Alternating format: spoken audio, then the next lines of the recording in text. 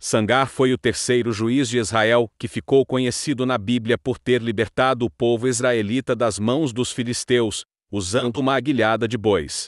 A breve história de Sangar está registrada na Bíblia no livro de Juízes, no Antigo Testamento, Juízes 13:31, 5, 6. De acordo com o texto bíblico, Sangar era filho de Anate. O significado dessa referência é discutido entre os estudiosos. Muitos intérpretes bíblicos consideram que Anate não era especificamente o nome do pai biológico de Sangar. Alguns comentaristas acreditam que Anate poderia ser a designação de um lugar. Nesse sentido, muitos sugerem que esse lugar talvez fosse Bet-Anate, que ficava no território da tribo de Naftali. Se esse for o caso, então essa referência pode significar que Sangar era um habitante daquela terra, e provavelmente pertencia à tribo de Benjamim, ainda que talvez tivesse origem estrangeira, visto que Bet-Anate era uma cidade habitada por cananeus que não foram expulsos pelos homens de Naftali. Outros estudiosos sugerem a possibilidade de a expressão filho de Anate ser um tipo de apelido de guerra.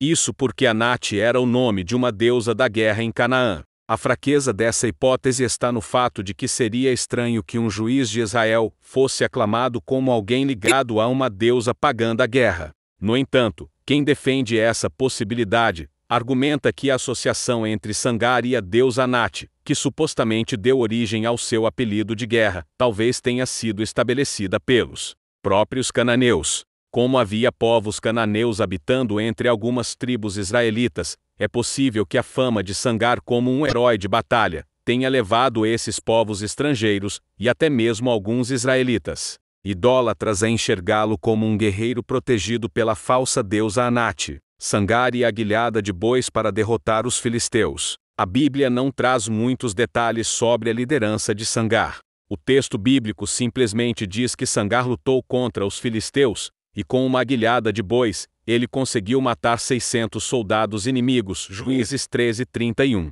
Inclusive, o embate entre Sangar e os filisteus é o primeiro texto bíblico que mostra esse povo como um inimigo implacável dos israelitas. O fato de Sangar ter usado uma aguilhada de bois tem feito algumas pessoas a imaginarem que ele era um camponês. A aguilhada de bois é um tipo de vara com um ferrão em uma das pontas, usada para conduzir bois. Outras pessoas enxergam nessa descrição uma evidência de que naquele tempo os israelitas estavam tão despreparados que não havia entre eles nem mesmo armas apropriadas para a defesa. Como foi a liderança de Sangar? O capítulo 3 do livro de Juízes relata que Sangar apareceu depois de Ehud, Juízes 13:31. No entanto, no capítulo seguinte o texto bíblico estabelece uma conexão direta entre a morte de Ehud e a decadência dos israelitas, que culminou na opressão do rei Jabim e na libertação liderada por Débora, sem fazer menção ao período de liderança de Sangar. Juízes 4. Na sequência, no Cântico de Débora em Juízes 5, há uma breve referência à vida dos israelitas no tempo de Sangar. O texto diz que nos dias de Sangar, as estradas ficaram desertas, e os viajantes andavam por caminhos tortuosos. Além disso, o texto ainda diz que as aldeias em Israel ficaram abandonadas, até que Débora se levantou por mãe em Israel. Juízes 5, 6,7. Essa descrição, obviamente, aponta para um cenário de devastação. As estradas não eram seguras, pois havia muitos opressores e saqueadores estrangeiros. As aldeias também ficaram desertas, talvez porque as pessoas ficaram com medo e procuraram cidades fortificadas para morar. Alguns intérpretes têm entendido essa descrição como um retrato de uma liderança fracassada por parte de Sangar, que resultou numa forte dominação estrangeira.